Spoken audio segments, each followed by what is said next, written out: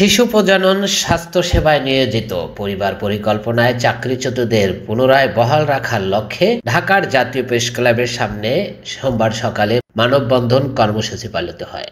মানববন্ধন কর্মসূচিতে তারা তাদের বক্তব্যে বলেন, এখানে আজকে 3 দিন যাবত আসছে। হ্যাঁ, কালকে অধিদপ্তরে ছিলাম আমরা।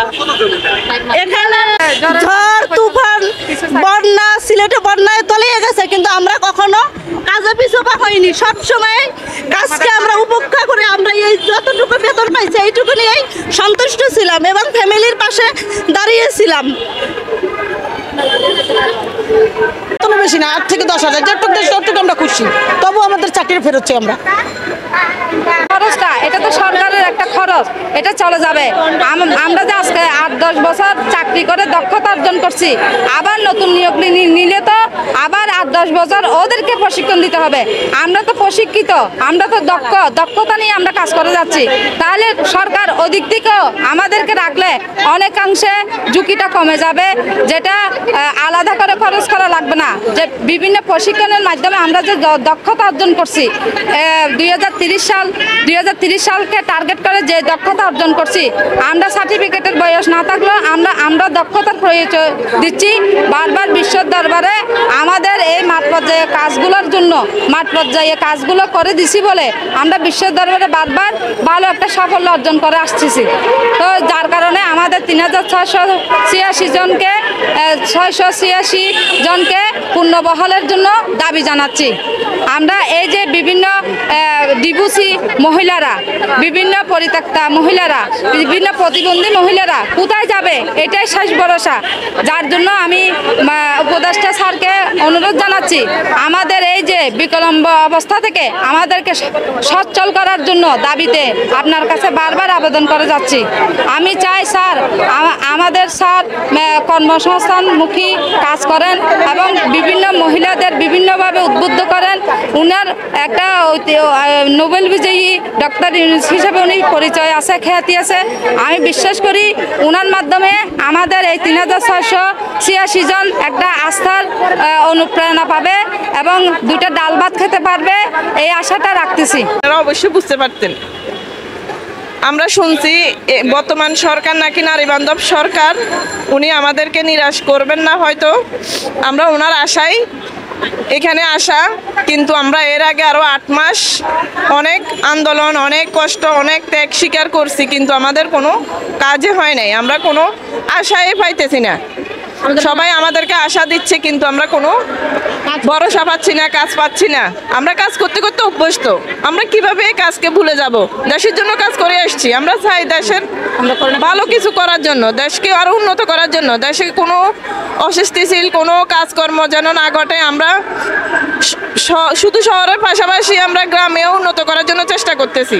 শহর শুধু উন্নত হলে তো আর হবে না, বিভিন্ন এলাকা, অঞ্চল, গ্রাম, মা ও শিশু, কিশোর কিশোরী সবাই যেন সুস্থ থাকে, ভালো থাকে।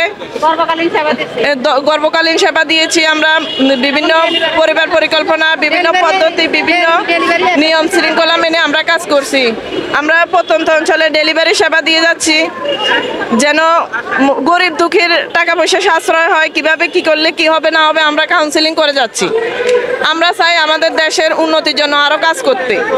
আমরা কিভাবে দেশকে উন্নত করা যায়, এই লক্ষ্যে আমরা এই সেবা দিয়ে যাব। আমাদের দেশ উন্নত হবে, আমাদের এলাকাগুলো উন্নত হবে, আমাদের সমাজ উন্নত হবে। আমরা চাই শহরের পাশাপাশি গ্রামের মধ্যে আমরা যেন সেবা দিয়ে আসতে পারি। আমাদের শহরগুলো উন্নত হলে তো আমাদের দেশ উন্নত হবে না। আমাদের দেশ উন্নত হওয়ার জন্য আমাদের বিভিন্ন এলাকা, অঞ্চল এবং মা বোনদেরকে সেবা দিয়ে উন্নত করতে হবে।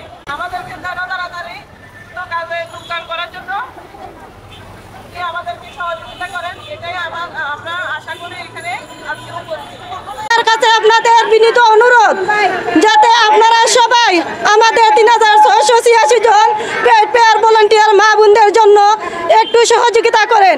আমরা যাতে 2 মুঠো ডাল ভাত খেয়ে স্বামী সন্তান স্বামী সন্তান নিয়ে 2 মুঠো ডাল ভাত খেয়ে জীবনযাপন করতে পারি। এখানে আমাদের অনেকে স্বামী পরিত্যক্তা, স্বামীহারা ছোট সন্তান নিয়ে মা বোনেরা আমরাই সংসার চালিয়ে যাচ্ছি। যাতে আপনাদের মাধ্যমে ডক্টর ইউনূস স্যারের কাছে আপনারা এই সংবাদটা অতি দ্রুত পৌঁছে দিতে পারেন, আর আমরা অতি দ্রুত কাজে নিয়োগ দিতে পারি। একটাই আপনাদের কাছে আমাদের অনুরোধ এবং ডক্টর ইউনূস স্যারের কাছে আমাদের বিনীত অনুরোধ, যাতে আমরা 3686 জন মা বোনেরা নয়, এখানে 3686টি পরিবার, 3686টি পরিবার আমাদের দিকে তাকিয়ে আছে।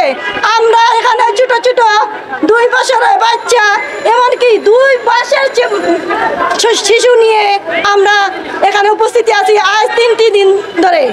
আমরা বিগত 6টা মাস ধরে অধিদপ্তর সচিবালয় আমরা মিথ্যা আশ্বাস দিয়ে আসছে, যাতে আমরা পুনর্বহালকারী ওনারা বলছে এখন পর্যন্ত তারা।